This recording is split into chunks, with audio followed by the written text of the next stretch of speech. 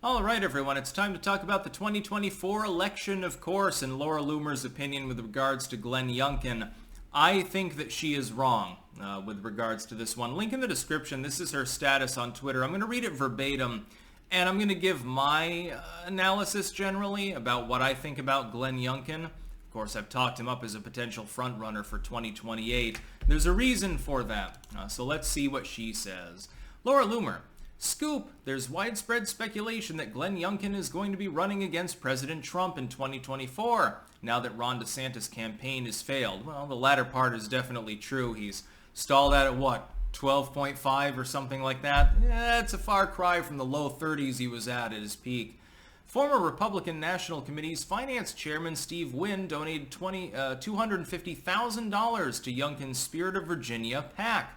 Why did Steve Wynn, who was previously a Trump supporter, donate $250,000 to Glenn Youngkin's PAC on October 11th, 2023? Is Glenn planning on transferring all of his PAC money to a presidential PAC like Ron DeSantis did in an effort to primary President Trump?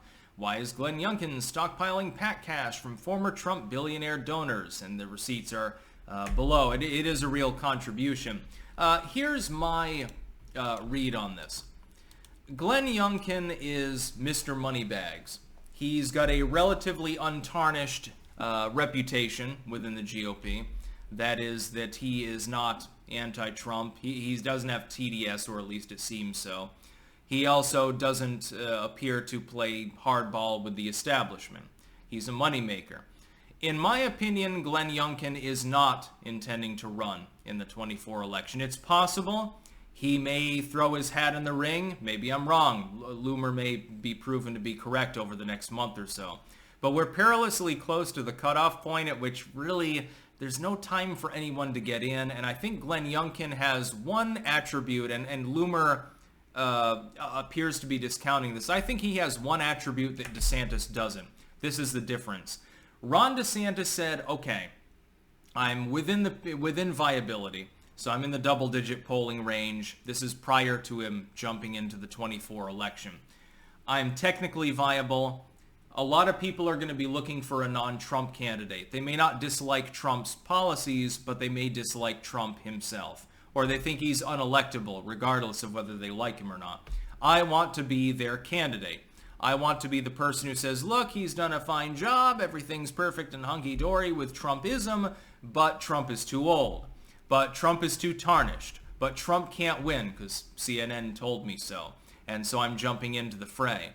The problem is, of course, DeSantis, his strategic acumen is low. He jumped in too late, when he was already beginning to decline. He did not do it at his peak. When he jumped in, his novel idea of using Twitter for his campaign launch, I applauded at the time, but it did not go off without a hitch. He had some fucking problems when he did that. And so on and so on forth. He attacks Trump right after indictment gate begins. You have HB 269, which a lot of people don't even give a shit about. I personally called that my red line in the sand. I don't believe in jailing someone under felony charges for billeting in a public space, which literally has happened on multiple occasions since Ron DeSantis decided to ink that particular law.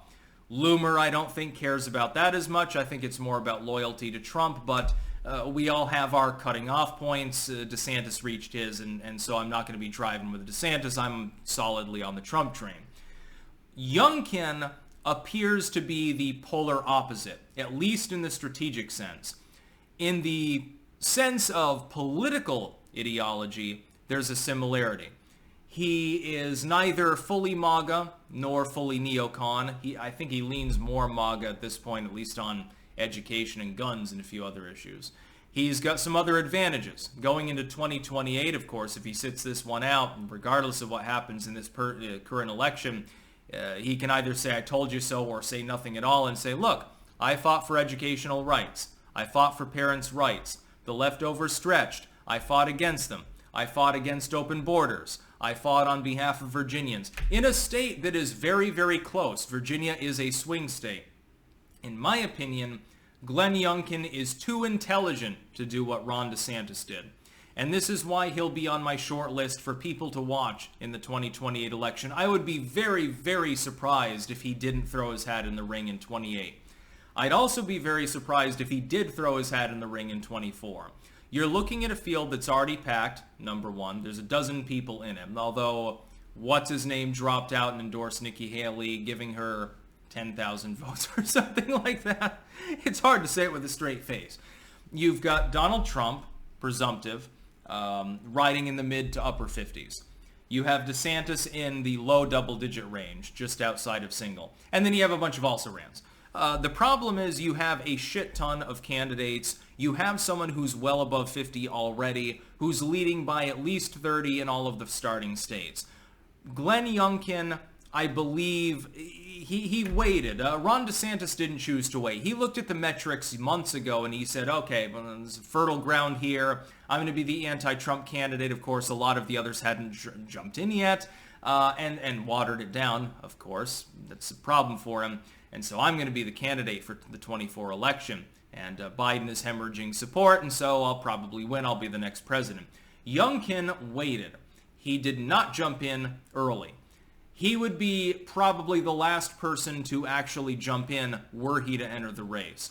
I think that this is, unlike what Loomer is suspecting, which is that it's shenanigans of some sort, I think that Glenn Youngkin is doing this primarily to get people down ballot in Virginia, to try to raise money for them in preparation for 2028, and to an extent 2026.